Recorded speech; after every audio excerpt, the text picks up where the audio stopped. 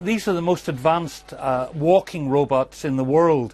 Their Cheetah one can run faster than Usain Bolt, so it's a really high-speed robot. Yeah. So it's quite a surprise that Google have just acquired them as well as the other companies they acquired. Well, let me ask you that. This is the 8th robotic company in I believe in 6-month period. So, yes. I mean, the question is, people are going to be asking, what is Google up to?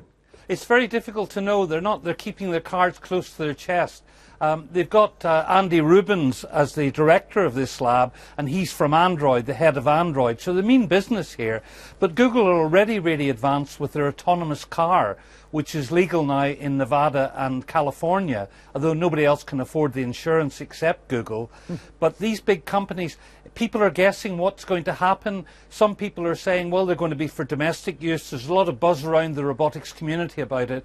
And other people are saying, well, you know, they can imagine the autonomous car showing up at your door and one of these humanoid robots getting out and delivering parcels. So that's the optimistic view. But for the moment, you have to remember that the big surprise for me, not the other companies, but the big surprise for me was Boston Dynamics, because it's a military contractor and they have a lot of military contracts, including that big Atlas humanoid robot. And what Google have said is they will continue until the contracts have ended, but they're not intending to become military contractors.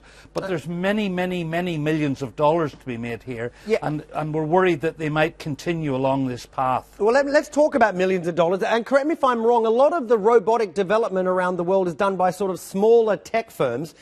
Once you've got a mite like Google behind it, which has got a mighty big checkbook, could that push the field of robotics, do you think, you know, into the next era? I really think it can, yes. But you have to remember that all these things you're saying are all computer-controlled walking robots. Now, the hard bit has been getting them to walk and articulate that movement. Honda's Asimo robot that everybody knows was probably the first about 10 years ago that could walk and balance properly. So it's a balancing problem. And you can see Google's new Atlas robot can now walk over stones, although in the last test it broke its ankle, unfortunately, but it can walk over stones. So I'm expecting to see really big push in mobility.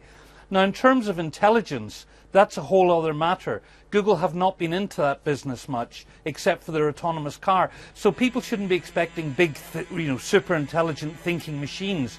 What you're getting is computerized robots, and it'll be some time before they can do much other than deliver parcels.